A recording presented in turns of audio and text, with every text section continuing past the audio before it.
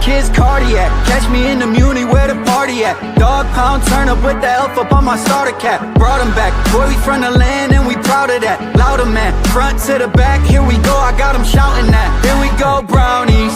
Here we go. Here we go, Brownies. Here we go, Brownies.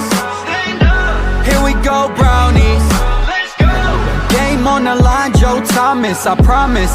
Jim Brown running through opponents, how I got this. I return like Josh Cripps. Hand for the mini, got the dog pound jumping. Here we go, Brownies. Here we go. Here we go, Brownies. Here we go, Brownies. Stand up. Here we go, Brownies. Let's go. Cleveland! This is for you!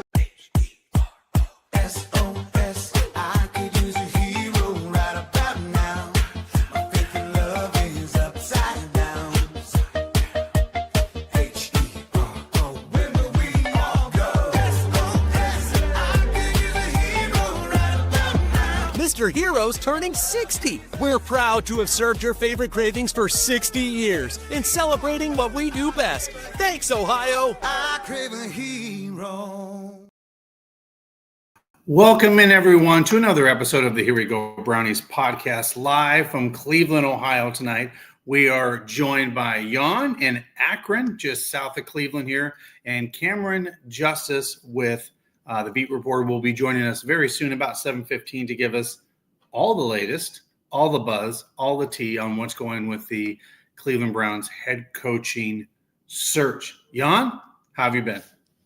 Good. I'm so happy to be back. Very excited to talk about what's going on and everything we're seeing today.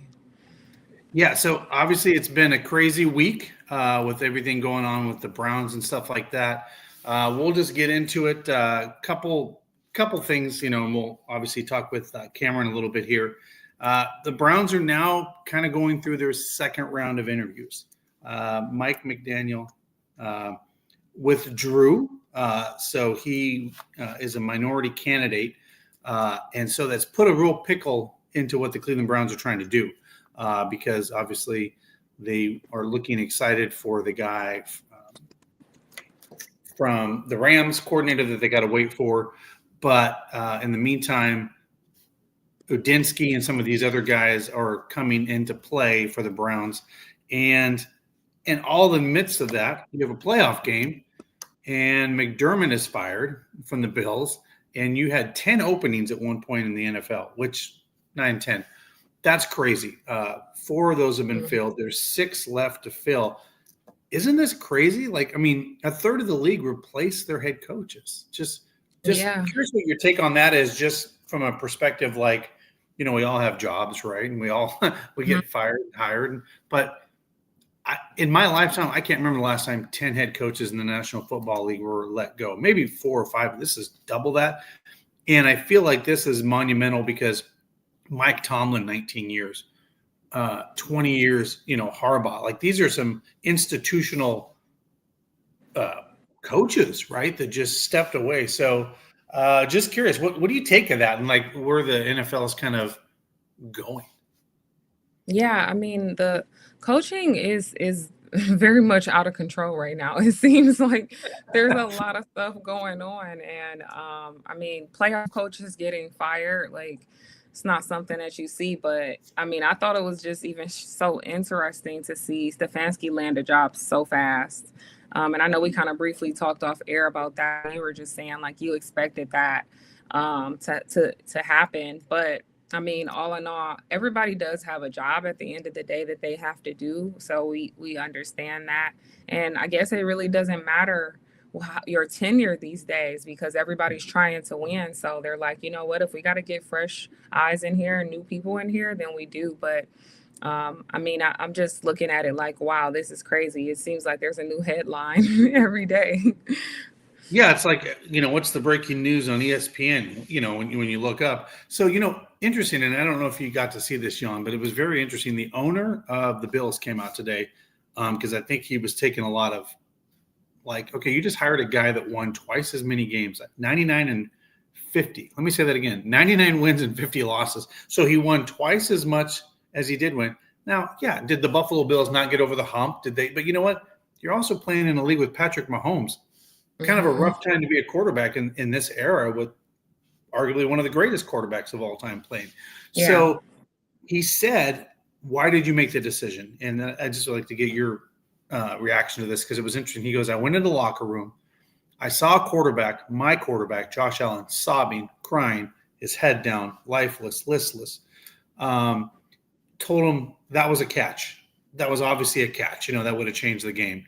Because then the next game they called it not a catch. So, or so it's kind of like we can talk about officiating. That could be a whole show of refs and officiating. But he said, I made the decision based on what I saw in my quarterback and what I saw in the locker room. And I feel like I stepped back, and I think we all do this, right? Like from a human standpoint. I was like, did you make a quick decision and an emotional decision based on a football game, right? Like, I think sometimes you have to take like 48 hours and just like, just reset. And I said, did this guy just totally make an emotional decision that may come back to haunt him? So I just thought that was interesting that like he judged it on one game, which by the way, the Bills were on the road in the playoffs. They weren't even a home game. They weren't even favored in that game. I think by 2 or 3. And he made that decision based on one football game. So I'm just curious, like, what do you think of that? That's crazy to me that you would just make one decision in a micro kind of situation like that. Yeah, I mean, because you should be able to just sit and think on some things instead of just being, so reckless with a decision like that. Not to say it was the worst decision of all time, but I guess what we see is that, most coaches and stuff are building relationships with their players and stuff, and they start to develop this, and they see how they're interacting with everything that's going on. So Right. when I'm thinking about something like that, I'm like, I can see the standpoint of as to why that would happen, but also at the same time, you would have thought he would have set on that, like, instead of just making that decision. But I guess I'm looking at it more so from a standpoint of like, imagine your friend like sobbing about something and you're just like, Right. I just want to be able to fix this right away. So I can understand it, but at the same time, it does seem a little reckless to just make a decision like that just from one game. Yeah, and I think you need a few days to kind of let that just vet out, talk to players. I don't know, just because a player played his life out, well, yeah, that's sports. Someone wins, somebody loses. Yeah. Like, that's just, I'm sorry, but Bernie Kosar made it to the AFC Championship for the Cleveland Browns 3 times, right? Like, but they didn't, Marty eventually got fired, but of the Browns. But it's just weird to me that you would just make that I don't know, I think this league is starting to say that quarterbacks are more important than coaches. Like, that's just, I don't know. It's just really weird to me that that's even happening. Let's give a quick shout out to a couple of our sponsors. Prime Time Sports. That's right, guys. If you weren't there last night, wow, what a night for Harold Fannin Jr. Out there in Canton, Ohio. There had to be 600 to 700 people that showed up for that signing. Obviously, he's a Canton kid and Bowling Green alum, but it was exciting for the entire community to come out there and actually visit with him. That was super cool. A couple things I want to announce here. Terrell Owens, that signing, you definitely want to get in on that. That's going to be January 31st. And then even sooner than that, 2-time World Series champion Kirk Gibson will be there Wednesday, January 28th. We will be down there live with our show. That'll be super cool. Also, announcement, any of those people that were looking to see Dennis Rodman this weekend. I think all of Northeast Ohio knows it's going to snow a lot this weekend. So they have moved that date to February 1st, 1 to 2 p.m. New date on that. Of course, then you've got the other guys. Jameis Winston. We love Jameis Winston. He will be in on January 31st as well. So check him out. And then Sean Kemp will be here this Saturday at the Great Northern Mall. That will be Sean Kemp, the former Sonic and obviously Cavalier. So exciting stuff. They're always bringing in players, but I'm personally excited to go see Jameis Winston. That guy's got a personality larger than life. I just want to hang out with Jameis Winston for like a half hour because he's just going to be there. You don't know what he's going to say. So bubbly, like he has like the best energy. Well, fun fact. So obviously, first and foremost, let's give people a real quick. Where can people find you on socials, Yan, that are looking to follow you on your socials, real quick? Yeah, so I have it in here as well, but it's call her _Yan. So CALLHER_YAN. And I am on all social media platforms. So I'm on Instagram, TikTok, Facebook. I always joke and say MySpace, YouTube.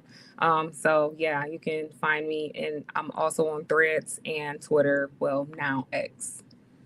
Yeah, so very cool. What I was going to say is, I don't know if you saw this, but the last Super Bowl, this is before Jameis had a job yet, the NFL hired him for the Super Bowl to go do social media, like you, right? Goes out in the community, does all kinds of stuff.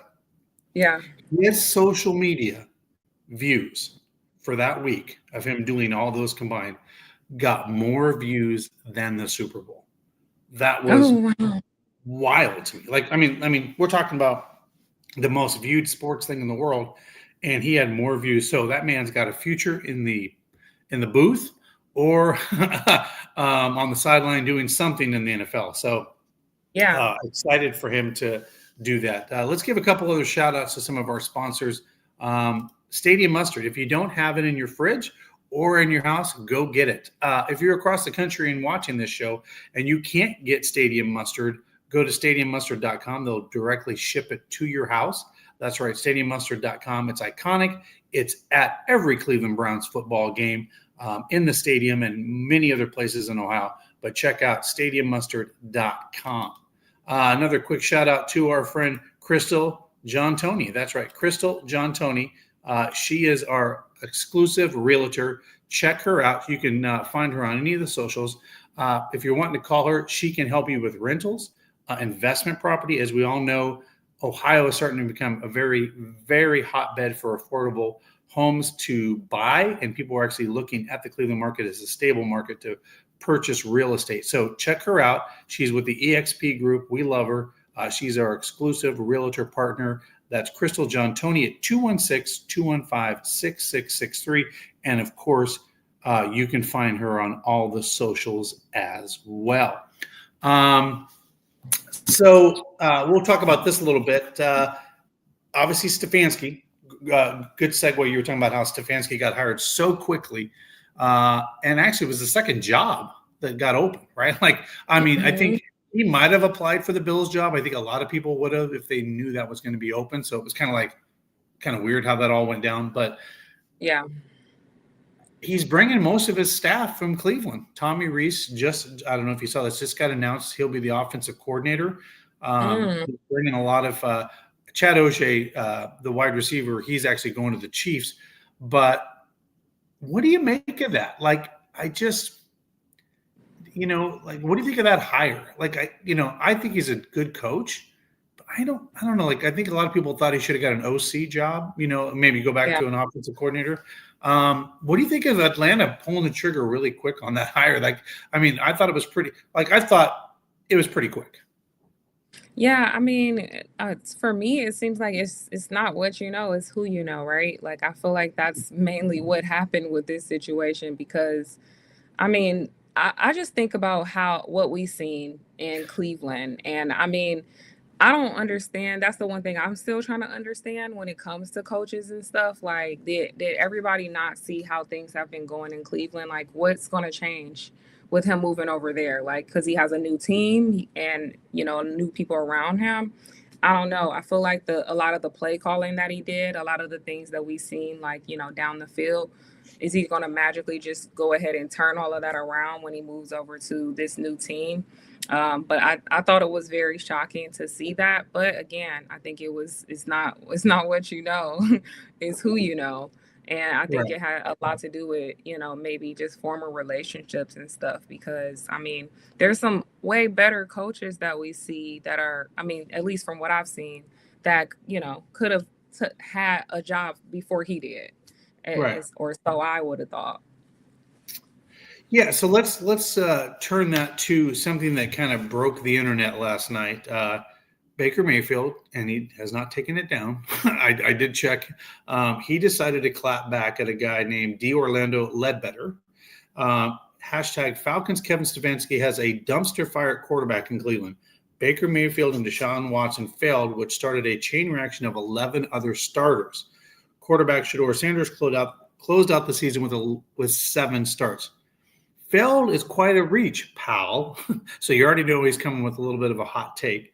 Still waiting on a text/call from him after I got shipped off like a piece of garbage. So you can see there's a little bitter pill there. Can't wait to see you twice a year, coach. Is this the Baker of old that came out? What do you think?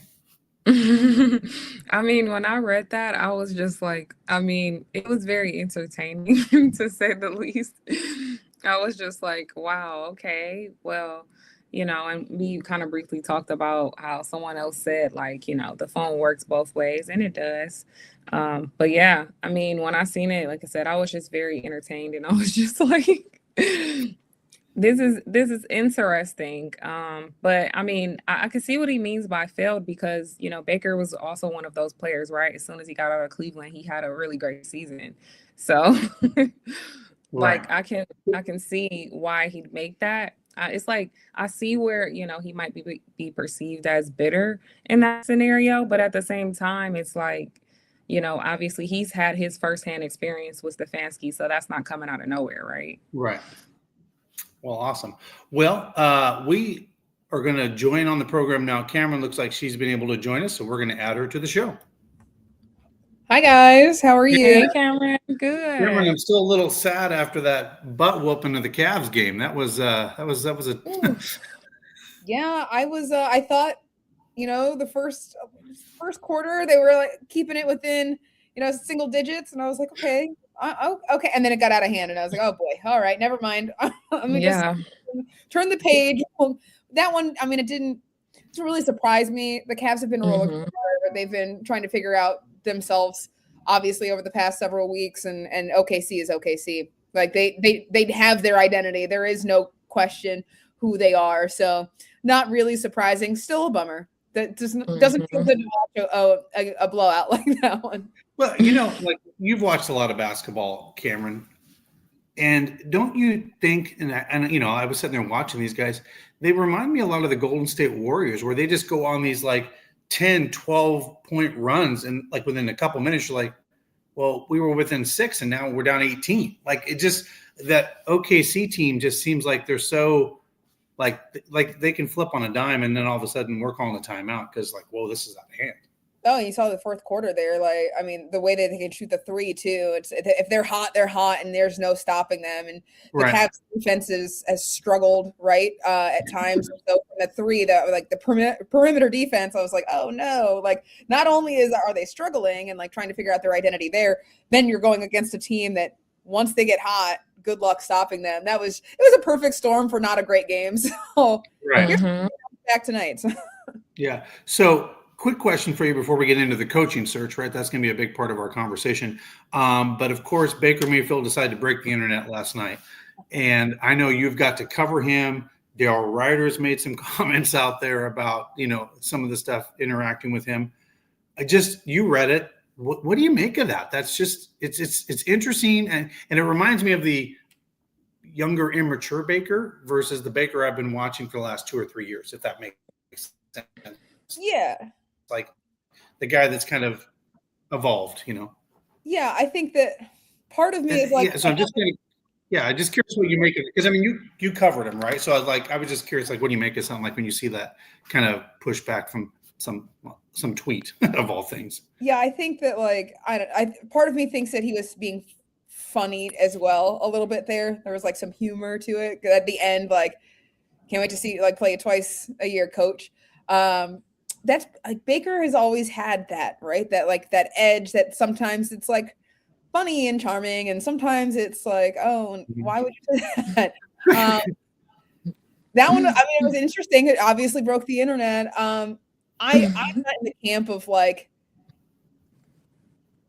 rehashing, like any drama that was in there, because I will say this, like, yes, like Baker Mayfield in Cleveland which was his first stop and his first place as an adult, right?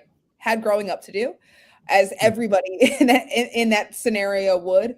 I don't have the same stories of, interactions being crazy negative, because we did not have those interactions. That was never. It was always either like nothing burgers or relatively positive. Like I didn't have anything negative happen with me specifically, so I can't speak to like those stories that are happening. But like, yeah, this back and forth. A part of me thinks it's like fun and funny. I also am like, yeah, I could see like Baker was always the guy, right, that like loved having the chip on his shoulder, right. And I think that like that bodes well for players a lot. I think like if you're that kind of guy that like loves that adversity and battling through it, then that's perfect. So part of me is also like, is he putting a chip on his shoulder? So when they do face each other, like there's a little rivalry, gives him like heated. I didn't think it was that crazy. I do think like the stories that are coming out afterwards, like I don't think it needs to be piled on, right? Like if him and Kevin Stefanski don't have a good relationship, that's not in our hands. That's in Atlanta. That's in Tampa. Like, but I don't know. Like I will say this. Like I think I have, as you mentioned, like over the years, you kind of feels like you've seen Baker mature in the capacity of like public facing. That doesn't mean like because he's one person on Twitter, he's one person on the football field, and he's his own individual human being. So I'm not going to want to tell somebody like they need to grow up if like they have fun on social media that way, right? But it does feel like we've seen less of that over the years. But he's chippy. He always has been. Doesn't surprise me. And on the flip side, I think like, yeah, there's other stories right now of like, well, is Kevin Stefanski a bad coach? Was he like? And for me personally, like I've seen him be a very good coach, and I think he's like highly respected in a lot of groups. And I think there's also players who have had to grow that relationship because they're just like different people and they had a different understanding. Kevin Stefanski said in I think it was the last press conference that he had, the relationship that he has with David Njoku and how David didn't like him at first. I think that's kind of one of these things, like you either grow to like appreciate somebody or you just kind of grow to tolerate them and whatever. But everybody has different relationships. I'm not thinking too deep into it. I'm like, okay, if they want to have a rivalry, hell yeah. like that'll be cool to watch. It's going to be must-watch TV when those two play each other. And the storylines that they'll write in Atlanta and in Tampa Bay will be fun. I don't have to write those here. So I'm thinking back to the Hugh Jackson, remember? Like when he was going down the sideline and Hugh had went back to Cincinnati as a consultant or whatever, he looked him right in the eye. Like I think he's always not had the best relationship maybe with his head coaches. Like, I mean, if you think about like there's that Hughes situation, now there's this. I do think it's interesting that Joe Thomas went right back out there to, and came back today and said, hey, look, the phone call goes both ways. Last time I checked, you could call Kevin and, talk his ear a little bit. Like, I thought that was like, which is true. Like, great. Like, why are you waiting for the phone call? If you're upset, you usually address the issue, right? Or if you have a beef, right, you try to address it. I think that's such like the situation. And Baker, I think a little downplay there from Baker Mayfield too, of how things actually went down. Not in the context of his tweet, which is his tweet, or I think it was like supposed to be like a little bit more fun than it was like a huge jab at it. It definitely was a shot, but I think it was supposed to be a little bit more harder than it's coming off. But like, because lost in the context is Baker Mayfield did request a trade. He absolutely requested a trade. Now, did he feel justified in that? Probably, when the team is outwardly looking at options at quarterback, when they're going down to Houston to look at Deshaun Watson. I feel like I would probably feel a certain type of way if I'm a player that is seeing their team consider replacing them, like especially with all the way things went, the shoulder injury, and it was that the reason they wasn't playing well in 2021, and then there's all these questions, right? And so when the team says that in the comments that came out in the reports that they were looking for an adult in the room, I would feel a type of way as well. But he did request the trade because of it. He could have taken it differently. He could have gone to them and said, like, I don't like that. Like, that needs to stop. What was that? But he made the public announcement that he was requesting and demanding a trade. And so like tossed away like a piece of garbage, I felt like was a little out of context because like they didn't really toss you away. Maybe they would have, maybe even if he didn't.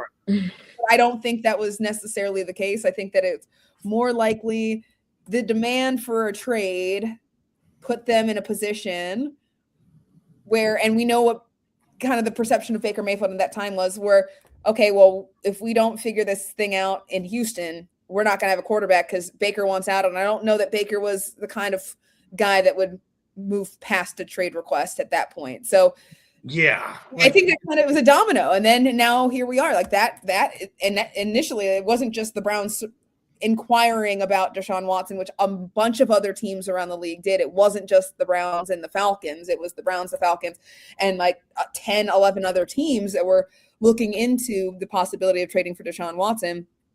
And then Deshaun Watson ruled the Browns out. So it wasn't a sure thing. It wasn't as if the Browns went full sell. We got to have Deshaun. Like Deshaun not going to play. Yeah, it wasn't until we put all of our chips in the middle, basically. And you had to because you didn't have a quarterback. Like, I mean, could they have gone a different route? For sure. But at that point, they were already inquiring within Deshaun. They liked Deshaun as other teams did.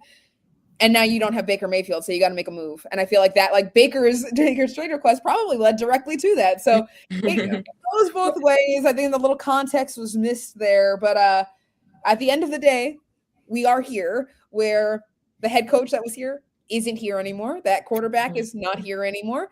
And here soon, probably the quarterback that they traded for is not going to be here anymore. And so the Browns have an opportunity to rewrite what happened there and try to build past it. But that was a pivotal moment. And to see the drama continue to unfold from that is interesting. It's like the throwbacks of 2016 is trending. It's like, you can't get out of the past. Now 2021 is trending. Yeah, revisionist history, but what people got to realize is I'd rather an owner swing and miss than not swing at all, right? Like, because we have not been able to figure out the quarterback position for 25 years. And so to your point, Camryn, that there were 13 to 15 teams asking for the services of what it would take to get Deshaun Watson on their football team. Mm-hmm. That tells you half the league doesn't like who their quarterback is currently playing. I mean, that's crazy to think, but that's just the truth. And if you were getting that Deshaun Watson, that was that guy, MVP, Pro Bowler type of player, those guys don't come available at 26 and 27 years old in the league. You get the Aaron Rodgers at 38, 39, the Joe. I mean, you get these guys way out of their prime because you're not going to get Josh Allen to come out of there. You're not going to get Joe. I mean, that stuff just doesn't come, right? And so it sucked because once that leaked that the Browns were all in, and it was like that was kind of just a weird moment. Like, I know when I saw the tweet, like I'm sitting there going, I thought the Browns were out. They just signed Deshaun Watson. Like, I was like, how did that happen? Because that was like a 180. I did not even see that coming. Because it wasn't supposed to happen.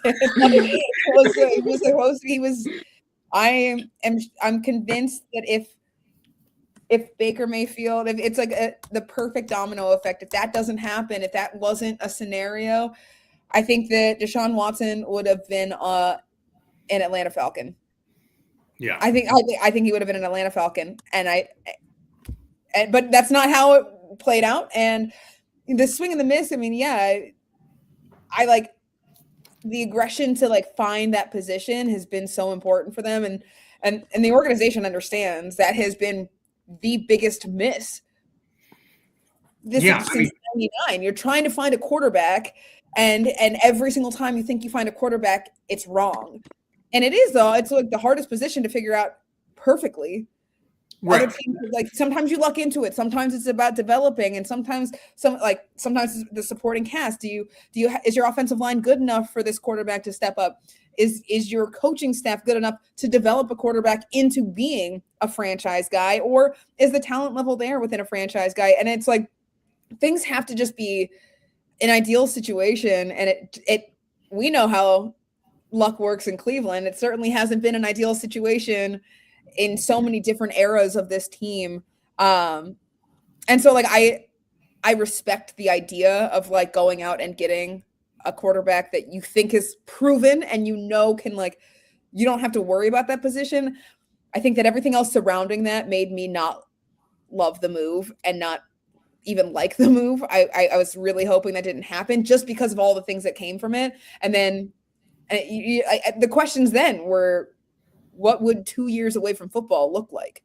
Right. It feels like that we're seeing it. And the risk for me felt too high, but they went all in because I feel like they probably felt like they didn't really have an option. And now here we are. And so now the reality for them is not only trying to figure out, okay, can we draft a guy to develop? Did we already draft a guy that can develop?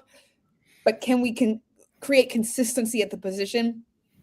Because Andrew Berry said it in his last press conference after they fired Kevin Stefanski, was asked if they are planning to draft a quarterback or sign a quarterback in free agency. And he said, we're going to explore all those options because the position is too important not to. And that's how this organization has to see it. And so it is an interesting spot for them right now. But it's all like, it all just stems back to that story that of Baker Mayfield and the Cleveland Browns and how things didn't shake out. And the relationship's probably not great. Definitely could have been better. Were they bad enough to the point where we're at now, where we're talking about it like this? I feel like should not have gotten that far and shouldn't be where we're at right now, but that's just me. Well, before we get into the coaching, Yan, did you have a question for Camryn by chance? Anything you want to ask her specifically? No, nope. I don't have any questions, but thanks, Camryn, for jumping on. It's so good to be on here with you. I hear so many great things about you, so I'm just feeling honored right now. I got to meet you at the Cavs game, so that was really cool. Yeah, absolutely. So cool. Yeah, so let's rip the Band-Aid off. Just like every one of the other reporters in Cleveland, you're checking your phone every 38 seconds to see if there's a dark horse candidate coming in. Give us the latest. Obviously, we got some folks that have come through for second round interviews. I know it's been talked about out there that McDermott the Browns may have some interest in McDermott. I know I feel like now the Cleveland situation is very fluid. Like this could go any directions now because I feel like because of we were talking about before he came on.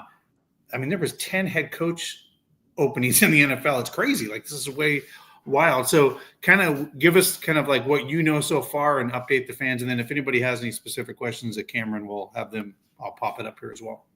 Yeah, first of all, this has just been what a wild offseason, right? Could have anticipated. It was like, are we talking a third of the league is looking for a head coach? Or well, and we said this, like Harbaugh's and Tomlin's, we're talking legacy coaches, like stepping away from, legacy franchises. Like it's crazy. Yeah. And I think like across the league, right. It doesn't surprise. Some of these don't surprise me. Some, I think if it were me in charge, I wouldn't have made the moves. Like Mike Tomlin felt like stepping away, not a huge surprise, just because I feel like if he didn't step away, whether it was this season or next year, I think he would have been fired. I mean, just because it's that perpetual, like, yeah, he's got a winning record every year and you have to respect him as a coach. He's an incredible coach that gets them on a roster that on paper has looked terrible for years. And I really I think about it every year. I'm like, okay, I'm looking at the Steelers and what they should be with who they have. And I don't feel like they should be good. I feel like they should be in the basement of the AFC North. And then somehow the Browns and the Bengals end up in the basement and the Steelers end up on top. And I think that's because they continuously have winning records, and that's a lot to do with coaching. So Mike Tomlin, despite that, though, hasn't been able to win a playoff game in 3,000 whatever days. And so that plays into it. And then you look at Harbaugh, and Harbaugh has Lamar Jackson, and he had Derrick Henry in the backfield, and bad things happen, small things happen, and anything. A season can go any way, and it really can come down to one or two plays, moments that you wish you could take back, and like those small moments. If we'll talk about McDermott in a second, any one play can change everything. And so for Harbaugh, it's like, okay, how have you not been able to win a Super Bowl with the offense the weapons and the things that the Ravens have right now. It just feels like, especially not even being at the top of the AFC North, like you've got to be able to be the king of your division if you have a roster like that. And that's not even necessarily coaching. It's just like sometimes bad things happen, and that didn't really surprise me either, just because I think it would have maybe extended a little bit if they wanted it to, had they won. Right. But they didn't, and now you're talking about that, and it's the same with the Bills and McDermott. It's, if they won that game, he would not have been fired. But I knew going into this playoffs, like he had to make it there. The AFC felt as wide open as it's ever been. And you have Josh Allen, and they don't have receivers. They do not have receivers. I'll give the Bills that they do not have receivers. They've got running backs and tight ends as their leading receivers, and they haven't addressed the wide receiver position the way that they should have. And so that makes it a lot more difficult. But when you're in that position and you lose that game, and it is a play, it is a interception turned into maybe it was a reception, maybe it was an interception. It's a bad game out of Josh Allen, and like those things lead to major decisions, even if it feels abrupt and maybe it shouldn't come down to one thing. It always felt to me as if they didn't make it here, he was going to be fired. So I wasn't even surprised by that one. I'm shocked that if you have a coach of that caliber and a team that is perpetually making, you're 8-8 and you're complaining about being 8-8 in the playoffs, but that means you've had 16 playoff games. Like, can you really be that mad about that? But eventually it gets to a point where, yeah, as a team, as an organization, if you can get there, but you're not getting past the hump, you've got to find a way to get over it. And I think that's where the mentality was, is it's always someone has to be the fall guy.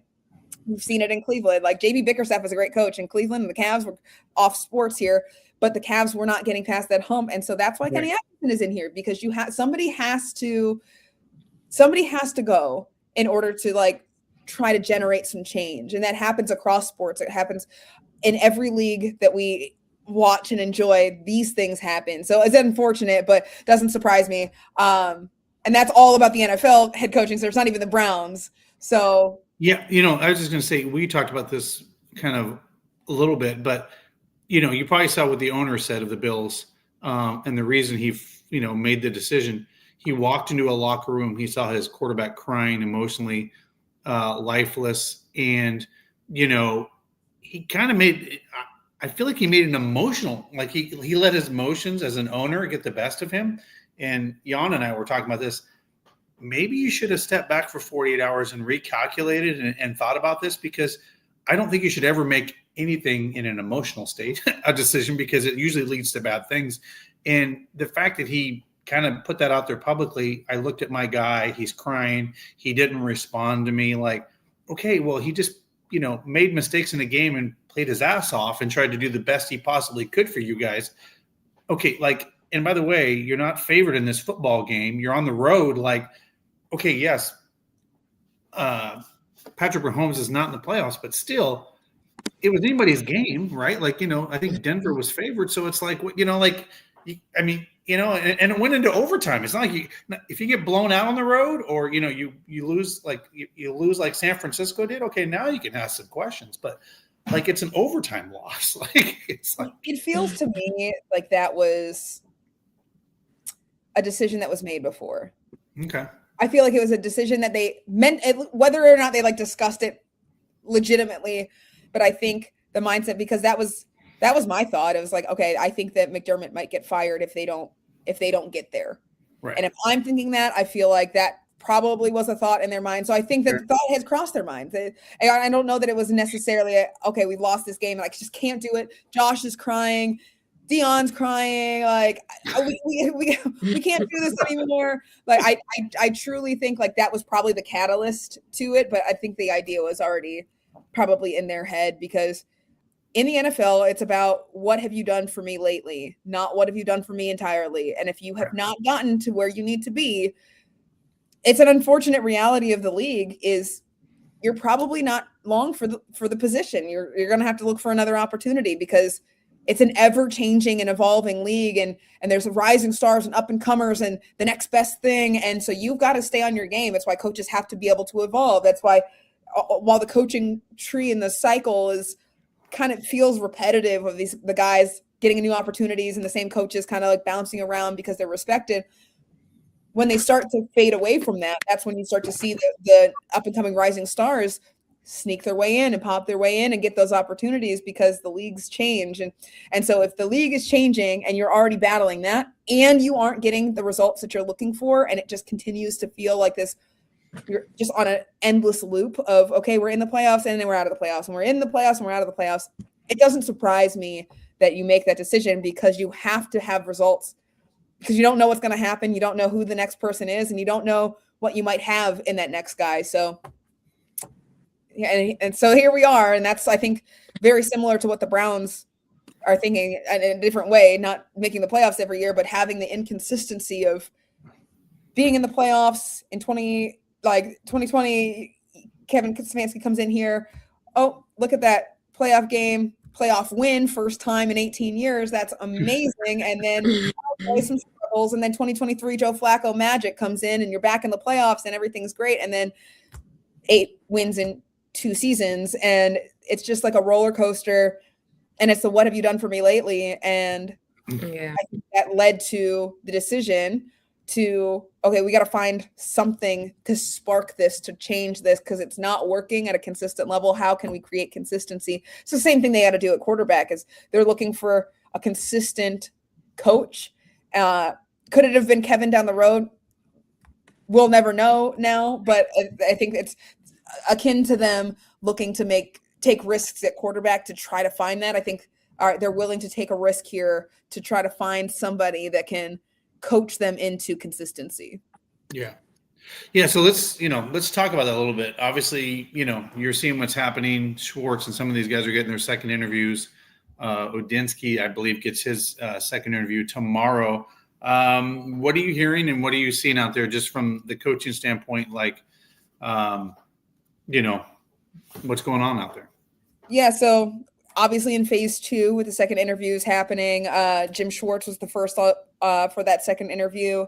They interviewed Todd Monken again for that second interview. I think he's still kind of expected to, barring an offering of the head coach job, which I don't think happens for the Browns right now. It's not my feel. He'll go to New York with Harbaugh as the OC. I think that's probably expected right now. And then they were supposed to have their interview today with Mike McDaniel, but he withdrew from consideration because he's expected to be the OC with the Chargers. Makes sense. But that development has kind of changed things for the Browns and the next steps. Because we know the Rooney Rule is in place within the league, and McDaniel would have been a second candidate that applied to the Rooney Rule. Right. He has to interview in person. Right.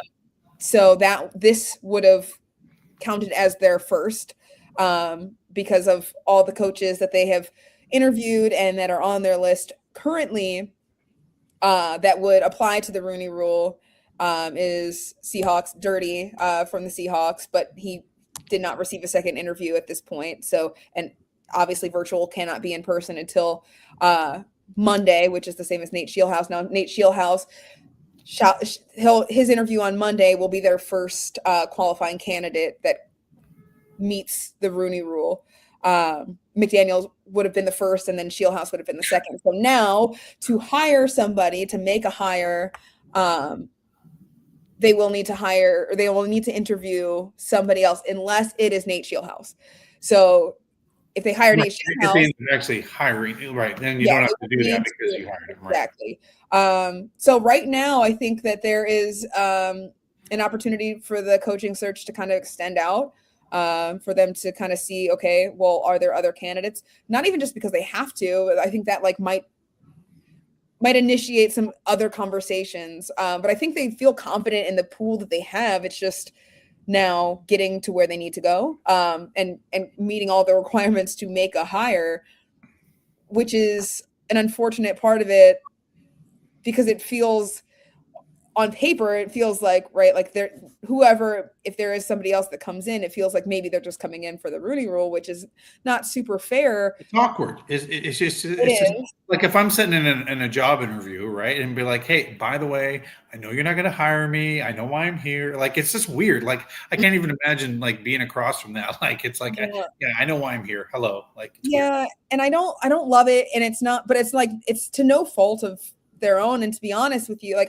the Rooney Rule, if you're asking me, I mean, it's been so important because opportunities have not always been there in this league. And so I appreciate the effort from the league to create those opportunities and to ensure that there is consideration for those opportunities. I think that's beyond important, but then you get into a situation like this where then it's like, okay, so now it's a little dicey. Now this doesn't feel good anymore. And it shouldn't feel that way, especially in Cleveland, when the man leading the head search is a minority GM. Right. Like, so it feels weird, but it shouldn't feel weird because it's not like that's not the case in Cleveland. It never has been. It has never been the case where the opportunities aren't there. Right. I just say, and look at baseball, whatever sport you want to, Cleveland has always seemed to be the front runner in that kind of stuff. So yeah, like this organization does not have that problem by any means. But it is an interesting thing to like now look and see, okay, well, how does this impact the coaching search and the next steps? So I right now, not quite sure. I think that will probably develop over the next couple days, if not hours. I think things will start to make a little bit more sense of how they're going to navigate this now. But they have, their second interview with Grant Udinski, as you said. He's also he got an interview request from the Buffalo Bills, which is, I mean, we're talking about it there, and the talent that they have and how successful they've been. That's a great job. That's a great job opportunity. So now you're in competition with all these other teams too, of head coaching candidates. Like, do you think the secret got out? Like we knew the secret, right? Like we had the cheat code on Udinski, and then people were like, well, why are the Browns looking at him, right? And all of a sudden, but I mean, if you look at what he did with, in Minnesota with the quarterback position, and now what he's done with Trevor Lawrence, like he's high IQ, right? Like, an Andrew Berry type of guy, I could see him falling in love with a guy like that, right? Oh, yeah. Because he's like, okay, wow, if we can if this guy's really 1 year away, but we can get him a year early and he's the next Sean McVay, well, then you got it right. Let me ask you this, and then I'll have Yan ask a question about the coaching search. What do you think about Schwartz, right? Because now we know Stefanski's retaining the defensive coordinator there, so there's no worry that he's going to go anywhere. I know he had an interview, obviously, with the Ravens as well for their head coaching job. What do you make of Schwartz and kind of that awkwardness? We want to keep you. We interviewed you. I mean, it's interesting, right? It's that's kind of an interesting dynamic in itself. Yeah, I think that Jim Schwartz. First of all, I will say Jim Schwartz is a very strong candidate for this position. Like, let's not get that wrong. I think that he's being highly considered, and he's at the top of the list among. I think it's a two-sided coin, right? Double-sided coin of like, okay, flip it. Are they going to go with a seasoned veteran, somebody they trust? If that's the case, Jim Schwartz is your answer. He is right there. Second interview, they want him in that building, and if they want to keep him, that is one reason, among others, right? He has led the best unit on the team. He is highly respected by the players. He is a strong, accountable guy. That's what they're looking for too. And so on paper, would be a great hire for that team. Now, the other side is, do you want to go out and get an offensive-minded guy, a young up-and-comer that you can hope to be the next Sean McVay, as everyone wants to talk about? Everyone's looking for the next Sean McVay. Can you get a 30-something-year-old, in this Grant's case, literally just turned 30 like a week and a half ago? Can you get a young guy who is newer to this league, which is a huge key, you talk about like coaches can get stale, right? Like if you're in this league too long, people figure you out and it's hard to reinvent yourself when you've established yourself. So if you are an up and coming guy that has a really good grasp of what things are in this era of football, in this modern age of figuring things out, how they've changed and how they are ever evolving. We're seeing so many changes in the league and how offenses operate, how defenses operate, how these guys look on a field on any given Sunday. It looks so different than it did 5, 10, 15 years ago. Everything is changing. And so if you can get a guy that is at the pinnacle of I get what this era of football needs to look like and where we are going, I can help us get through this and lead the charge and create some new things and be innovative. Then you've got a guy like Grant Udinski, you've got a guy like Nate Shieldhouse that like, okay, they have a really good grasp on things right now and they are really running things well offensively on a field. They give us an edge and they might give us an edge for years to come. So I think that's like, to me, it like, there's pros and cons for everything. There's the pros to the young guys of, okay, they have these minds and these wrinkles and their schemes and their approach and their ability to connect with a player that is their age or, Udinski's case, probably older. Like he's probably older than him.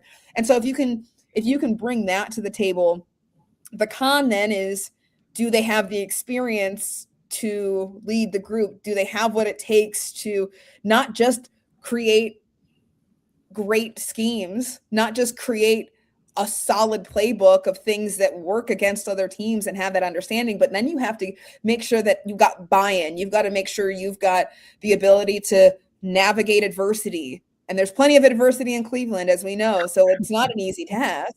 So can they handle that part of being a head coach too?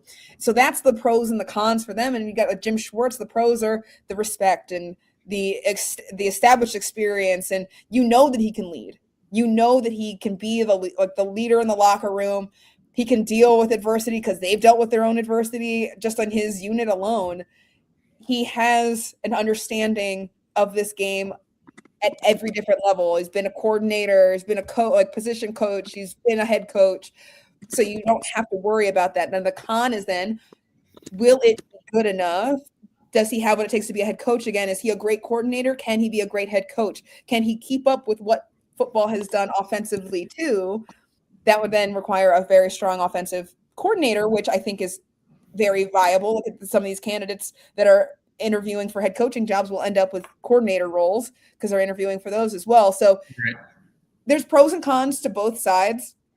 It just depends on which way the Browns want to go with it. I tend to think that they might lean heavy young and up and comer. Okay, that was going to be I think that's probably, if I were seeing what the Browns are right now and their goals and what they want, they don't want total rebuild. So total rebuild might not be the case. If you can get a young up and comer that you think is ready to go now, that might put you right back in the mix, give you that edge to boost you and get you closer to those goals of not just winning 5 games this season, but contending for your conference to at least your division. I think that's where I see them leaning, but they also, like Jim Schwartz, it's not just all right, here you go because you're here and we don't want to lose you. I think he is a very strong candidate. And so if they choose to lean that way of, okay, let's get a veteran that we know can steer the ship through this, and it's not so much a risk because you kind of know what you're getting in a sense. It's less of that big swing. But there is still an upside to it. It just depends on what they want to go. But I think young. I think that's probably, if I were to guess. But like I said, I mean, it truly feels like it could be 50-50. Like, if you told me it was the opposite, if it was just like, okay, we're going to go with Jim Schwartz, wouldn't be surprised. If you said they're going to hire Grant Udinski or a Nate Shieldhouse, I'd be like, yep, that makes sense. I see it. That makes sense too. So it's like a non-answer of like what they will do. But I mean, I think between those 3 and then like whoever, some candidates that arise right now, I don't know that Sean McDermott is going to, I don't know if he's in the conversation, and if he would come over here. Like, I don't know. That doesn't feel like right now. Sure, there should be interest. Absolutely. But I feel like it might be like a Harbaugh situation where there's interest, but nothing really comes of it. Mhm. So still waiting to see, obviously, that just recently happened, but I think it's probably the candidates we have now. And then like there might be a couple that pop up, one out of necessity, but two out of just like genuine interest. Okay. Like maybe we start to look around and find a candidate that we didn't consider for a head coaching job, but maybe we should have. So Right. things will evolve here soon. But I think they're obviously, they always plan to take their time. So Right. Jan, you want to jump in with a quick question? Oh, I was just gonna say, what did you think about, is it Todd Monken? He was a former offensive coordinator. I seen he was in the running as well. yeah, I think Todd Monken is probably not. I don't want to say obviously he's a candidate, right? He's got that experience here. He's offensive coordinator under Freddie Kitchens, which that was not great. But was it Monken? Was it not? It was Freddie probably all over his head. But yeah, he's been great with Harbaugh in Baltimore. Could they have gotten better? For sure. I think he's a strong candidate because he's got plenty of experience in the NFL. He's got experience here in Cleveland, but I think that he's probably wouldn't be at the top of my list. I think he's probably more towards the bottom of the guys that got the callbacks, and not because he's not a good coach, just because of the situation the Browns are in. Monken doesn't feel like the best fit for them right here in this scenario. And I think it is more likely that he just goes to New York with Harbaugh as his coordinator. I think that's probably what we see here in the coming weeks. So a couple things, and then we'll get you out of here because we're coming up against 8 o'clock already. Can you believe that? So question I have. So, you brought up I think for some weird reason, I think Schwartz is getting a pay raise. If I'm like the genie in a bottle, Schwartz is getting a pay raise because we know he will roll out the dough. He's not afraid to do that, and I appreciate that. And I do think they're going to lean young. I'm on the same page with you. But the only question I have, and the reason I think young, because these coaches are in there at 5 a.m. and leave at 7 p.m. This job to be a head coach in the National Football League is not for the faint of heart. like it's a 24/7 type. I mean, it's not like a college head coach, which that's even crazier. Like to see what Stignetti did with Indiana at 64 years old. Like, I don't know what I don't know if he's like got a drip of coffee all the time, because that guy is like what he's doing. I mean, what he did there is insane. But my question is, with all this, the McDermott, do you see the Browns take a pause? Like you said, they don't have to be the first to hire a head coach, right? Do you see them pausing on like Tuesday of next week and say, should we bring some of these other guys in, like a McCarthy, a McDermott, or a dark horse that Cleveland doesn't see, right? Because we could see like there could be somebody out there that has not been in the media that we just don't have a clue. Do you see the Browns doing a reset after these second interviews and just kind of be like, okay, is there anybody else? Do you see them do that, or do they kind of say, we got to make a decision now between some of these second interview guys? And I think the only thing that would push it along is if they identify someone they really would like to hire. And again, because of the Rooney Rule that we talked about and not meeting that right now, not being able to. I think that's the only thing that really speeds it along, of like not wanting to miss out on a guy. So somebody has to come in right now to get it done. I think that if they aren't in that position, if other teams are taking their time too, then you can have a pause, because right now, like Shieldhouse can't do his second interview until Monday. He can't do his first in-person interview. It'll be his second. They spoke virtually. It'll be his first in person, his second.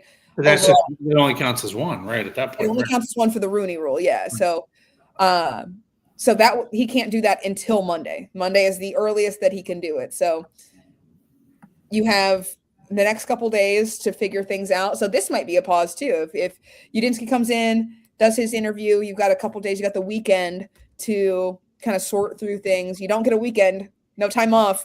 you got to get to work, and so I think that might be the pause that we're seeing. So maybe it doesn't extend into next week of taking a pause and then having to wait another week to do things. It might just be the weekend. and then in these next couple days, this might be like a reset for them to evaluate. Because I do think that the McDaniel situation may not have been entirely expected. You know, like I don't think they anticipated him withdrawing the day before he was supposed to have his interview. So it does change things. And I will be curious to see how they approach that now, because it is an interesting development. But they've got at least Wednesday, Thursday, Friday, Saturday, Sunday, 4 days to before they're on to their final that is already on the schedule. Right. So they've got a couple days to figure it out. I don't know that it needs to be a long pause, but there might be a step back and reevaluation right now that I think it's probably happening right now, them working through, okay, what are our next steps? What do we want before we get to a point where we're seeing them interview guys and bring them back for like final calls, or narrowing down their list from 5 to 3, or let me ask you this. Is there a possibility that it's not in the media, that there is a candidate that's already been interviewed once? The Rooney Rule, like the guy on the staff, you know, I mean, is there a possibility that that's already happened in your mind, or do you think that kind of stuff gets out to the public pretty readily? Yeah, it does. If they interview somebody, they'll announce that they've interviewed somebody for the position. So yeah, they've been pretty vocal. I've seen about that, especially on the page. Mm-hmm. Yeah, I don't think it would be like, oh, we interviewed them 3 weeks ago. Actually, like they would absolutely, you know, they have their announcements of, okay, we've completed an interview. They do the bios, they break down the things, and so the organization, the team, as a public entity, has been very open as these things are happening in real time. And I don't think that I think they would have, whether publicly or not, it would have been out there. Okay. Somebody put in the comment, the Rooney Rule only applies for external candidates. I didn't realize it was I don't know if that was a thing or not. Camryn, do you know if that's for external candidates only? The Rooney Rule? Is that a thing? So in the Rooney Rule, like right now, the only way for they have to meet the Rooney Rule for a hire, unless it's worked into the language of a contract that a coach is set to take over in X, Y, or Z scenario. So like a Jim Schwartz, if his contract said, if Kevin Stefanski is fired, you will be the head coach, then they would not need to do that. But that is not the case for the Browns right now. So they do need to meet the Rooney Rule. And then the Rooney Rule only applies it was adjusted to have two individuals who meet the qualifications have to interview in person. That was a change from just a couple of years ago. But if you if you have a candidate and you interview them in person and they do qualify and hire them, then you don't need to have a second one, like a second candidate that qualifies for the Rooney Rule in order to hire the first candidate. So makes sense. All right. Well, we'll get you out of here on this one. So this is a little pressure. Who do you have? Who's your pick for the AFC Championship game and the NFC Championship game? Seahawks, Rams. Who's your pick? Oh, see, this one's fun. This one's really fun because that rivalry is always. You're turning on too as well. So I like the rivalry. I'm going Seahawks. That defense is legit. I think the Seahawks get that one, and I hope that's the case. I like the Seahawks. It's funny, when I was a kid, I was very young. Date myself. I was young, but there was no Browns team when I started watching football with my family, right? And they were moved. They were not back here, and so I still really as a little kid I loved watching sports, and so we'd put whatever games on, and the two teams that I watched the most were the then St. Louis Rams, because the greatest show on turf. What a group, what a time. Right. Yeah. How can you watch? I started watching the Rams, and I was like, okay, this is a great team. Love this. this is fun to watch. And then my soccer team as a kid, one of the soccer teams we had like generic gear that I think they got like from like a bargain bin or whatever. And our logo was the Seahawks logo. So we're the Seahawks. So I remember like watching on TV and thinking like, hey, that's my logo. That's my soccer team. And so then I ended up like watching a lot of Seahawks games when I could. And so those two teams, I've always kind of watched them. As soon as the Browns came back, obviously we're back on board. We're like our household was we're Cleveland sports household. We're watching the Browns, but I always still like kept my eye out on those two teams. And when the Rams moved to LA, it felt different. So the Seahawks still feel the same. So I hope that they have success. My 5-year-old self on my soccer team with that Seahawks band would like to see some success there. I'll take them for that, and because of the fact I think that their defense is just unbelievable. Okay, so I'm taking the Seahawks. I lived in the Northwest, as you know. That's where I'm from. The 12th man is real. If the game was in LA, I may have a different opinion, but the 12th man, you cannot hear yourself in that stadium. I went to the Browns game a couple years ago. It is deafening up there. So I'm going to take the Seahawks. Yan, who you got? Seahawks versus LA Rams. I'm going to go Rams. Oh, yeah. All right. I like it. All right. So pick up the Rams. By the way, it's not a bad pick. They're pretty. I mean, They split this season, so they're pretty evenly matched teams in a lot of ways. All right. Boy, Bo Nix. Unfortunately, what happened to Bo Nix in that football game? Now you have a quarterback that's never thrown a pass this season, playing in the AFC Championship game. I'm going to go New England in this. I think give me Vrabel all day long. This guy played. He's coached. He's been in the big game. He understands this. Give me the Patriots on the road. Go for it, Cam. I agree. I there might have been a case where it was a little stronger, where I'm like, okay, maybe I could see the Broncos have been on a tear, on a hot streak. Good for them. Maybe they muster it up, but without Bo Nix, how many times are we going to see Nick Foles type magic in this league in these big games? Probably not often. I don't. No offense to Jared Stidham. I'm sure he's, but like I don't see it, especially against, as you like described, a Mike Vrabel coached Patriots.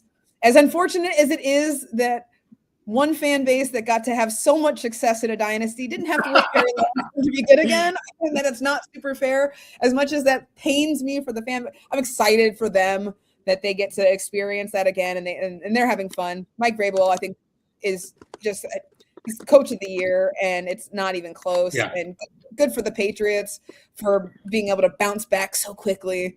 I think that it's not even a question. And I would love to be surprised, because that would be great TV. But here's the truth: when a team finds a quarterback, that's the difference. Drake May is the difference for the New England Patriots. If the Cleveland had a Drake May, Kevin Stefanski may still be the head coach in Cleveland. That's the crazy part about this. Yan, who you got in that game? Denver or New England? I'll go New England this time. Yeah, absolutely. Yeah, it's going to be a tough one.